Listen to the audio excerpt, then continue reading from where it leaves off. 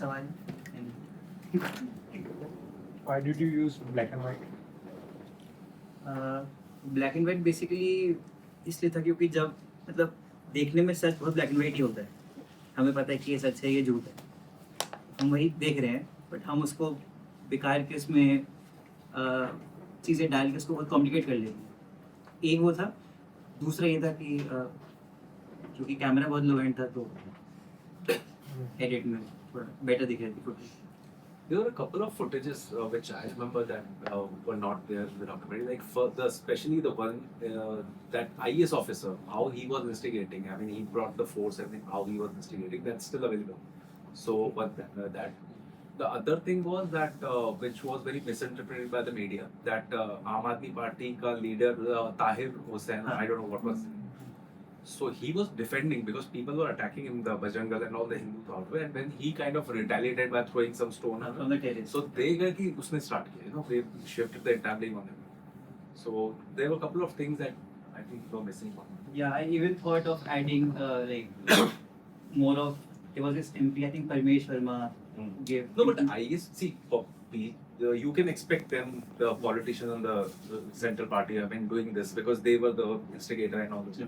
But the most shocking part was that IAS officer, he was from IIT and did Harvard Law, but don't know what, and then IAS officer, and then he was instigating and kind of provoking. So that was very shocker and very young guy, 25, 26. So that.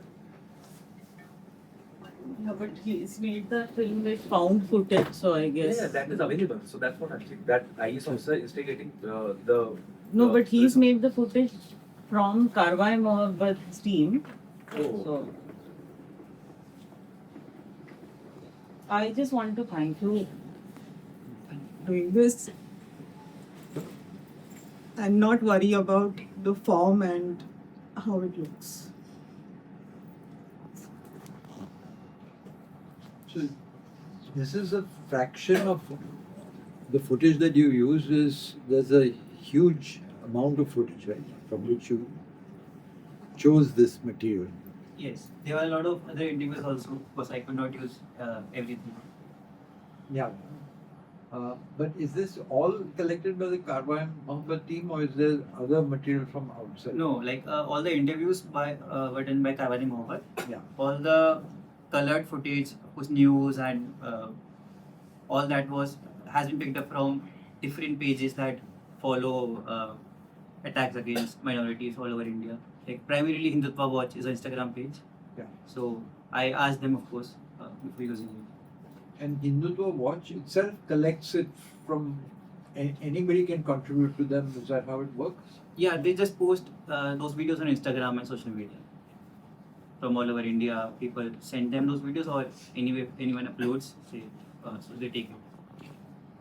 A lot of times those guys themselves upload it. No? Yeah. Yeah. Yeah, it's a very, very powerful.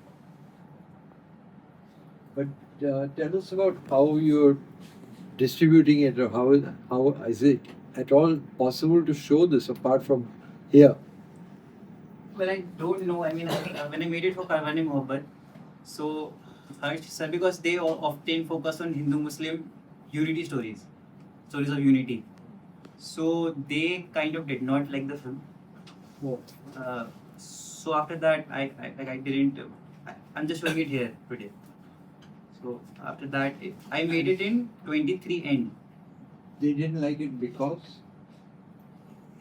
Because this kind of went against Karwani Mohabbat's policy of bringing out certain kind of stories. This, for some people, was like a lot more radical. Maybe they thought that this can be, I don't know. But they thought it was too bhadkau. yeah, that. I mean, they wanted to basically Mm. tell positive stories rather than Yes. all the negative stories. Those come out very organically. There are a lot of positive stories in what you've shown. Yeah, I specifically kept them. And you didn't talk about Umar Khalid and what has happened to him, because that is basically these riots dovetailed after Shaheen Bagh and after anti-CAA movement. Yeah, I did not do that because then it would have been a lengthy documentary. And also, like, I wanted to focus on the interviews, and I just used the archival footage so that what they are saying can be justified. Because a lot of times it happens that if I tell a friend who is not very politically, knowledgeable, I tell him this and this happened. So this argument has come before me that maybe they are lying, maybe they are exaggerating. So that's why what they are saying, and then the archival footage here to show that no, they are not lying. But to put more and more of what happened afterwards, it could have been a very lengthier thing, and people don't watch sometimes lengthy documentaries. There are so many jump cuts even in the interviews or even in the sequences. Was there idea behind it, or it just like showing the reality with the jump cuts? No, like I just put the jump cuts because like they were not making a documentary when the camera persons were recording. So they were just recording and showing everything. So like if they are carrying the camera from ground floor to the third floor for interviewing someone, they just had the camera on. So I had to put cuts, and of course these are very lengthy interviews. Like, some people are talking for 15 to 17 minutes, and I had to put like 3 to 4 minutes per person. I had to delete some interviews, not put in here. That's why there are a lot of jump cuts. But it looked like a language of the film, like because these sort of riots or the people are dying. You are like because jump cuts are like scary taking, so it looked like that. Yeah, we kind of became the language. There's one more thing that I missed. I mean, of course, I mean, you have just, in a way, you have not went there and shot kind of thing. It's like you have taken the footage out.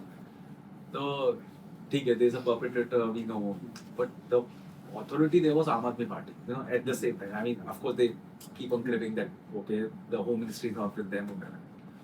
But still, there was something that, just shocked me at that point of time. Like, for instance, like, Arvind Kejriwal didn't do anything at that point of time. 2 months later, COVID happened, and there was this group from Hasrat and Markaz. Yeah. So they did, and he was the first guy to file an FIR against them. So now, वहाँ पे authority कहाँ से आ गई? तो मतलब 1 महीने पहले you can't file against Kapil Mishra who was instigated kind of, and 2 months later just because you are suspecting कि इनकी वजह से COVID फैला है, So that I think मतलब we should there should have been something that points to Aam Aadmi Party is their failure in protecting these rights or kind of. Yeah, I mean, like when we discussed this, a lot of my friends said that if Kejriwal could have just come himself when the riots were taking place, police would have to take action. And he knew what was happening and he didn't do anything. But yeah, I mean, like I covered, I didn't cover everything. No, but those video footages are available, so you can, so that it becomes little holistic, As of now, it's just victims. Okay, that's a noble thought and kind of, it's actually very powerful in itself. But still, there has to be reasons. The blame game has to be there. I mean, to the authorities who are just sitting quiet and not doing anything. But it goes beyond. What's happening in our country goes beyond Kejriwal. Yeah. In the sense that there's no place in the country where such things can't happen. Yeah. Almost no place, because what we saw is it's still the tip of the iceberg, because this is what got recorded on camera. But actually, like your documentary Ram के नाम, I remember उसमें इतना बढ़िया था कि पूरा India चल रहा था, and then Lalu Prasad Yadav, when you took his kind of speech, he was the guy कि पूरा इंडिया चल रहा था, बिहार में he made sure कि एक बंदे को भी खरोच नहीं आई, तो ऐसा powerful जब stand लिया तो during that Babri demolition, so it gives, I mean कि if leader wants, wishes, he can make sure that nobody is affected. Yeah. तो मैं वही बोल रहा था, same अगर ऐसा parallel What I'm saying, the overall impact of what we just saw, it's very chilling, because it's not pointing the finger at one person. It's pointing the finger at what has happened to the whole society. I mean, this is happening in Maharashtra on a big scale, Just which we yesterday, don't even see. Madhya Pradesh, I'm telling you. no, just yesterday, this Nilesh Rane went to the fishing Bhautsadakka, and the kind of language he's used, and the newspapers are reporting it, and nothing has been done about it. In Madhya Pradesh, I went last I guess 4 or 5 months back last year. So वहाँ पे तो in certain factories after the BJP has come to the power they've clearly written after वो उसमें placard जो भी होता है वो कि dogs and Muslims are not allowed in this factory or kind of housing is again. So it is going that blunt or that blatant. I like how you did the intercutting between some testimonies and then switching to, you know, like for example in New Rancher, where he's talking about hard jihad, soft jihad, then it cuts back to the testimonies. So the contrast of like how he very initially says that these protests they have tirangas, but they are disingenuous. So he's clearly saying that this is illegitimate. Like he's referring to the anti-CA protest, trying to call them illegitimate. But then when he's speaking about the other things, he's so like, you know, jihad is happening, land jihad, soft jihad. Everything. And I think it's important, even just this footage to come out, because I think it's become a suppressed event in our public memory. Like that, even this mass killing, this mass destruction of Muslim life has become a suppressed event, even though its effects we're still feeling. Like Gulfish has, it's been 5 years, Umar is in jail. So the effects of this event are still visible in our political life, but what it even was, what even happened has somehow, you know, gotten suppressed. And COVID was what, a month after that? So I think it's just even to have that this happened, that its effects are still, you know, and the student movement died after that. The CNRC movement kind of died after it. It was a huge political, you know, public mass murder, you know, and the destruction of homes, and it was suppressed. And we've seen so many political effects. You know, like our entire student movement has after that kind of lost its spirit. And the entire CNRC movement, which was a national public mass movement, you know, just died.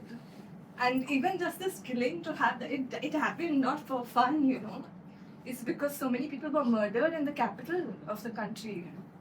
And you know, do we even know that? I think just having it is, you know, it's important. So And like why- it shows Kapil Mishra now he is part of the government. Now Delhi has a BJP government. The guy who started that whole thing, he says कि Trump के जाने तक we are here, we'll be quiet. If after that you don't vacate, then we are responsible. He is now part of the government. By the way, since we're talking about this, day after tomorrow, there's going to be a peace march from Kotwal Garden, if you know Dadar. it, Dadar to Chaitya Bhumi at 4 o'clock in the evening. So basically, to alert people about the hate and the, you know, after the recent 4-day war, the kind of hatred is stepped up No, this hugely, and before also that. it's been there for a long time, but this is a citizen response to that. So everybody is welcome to join.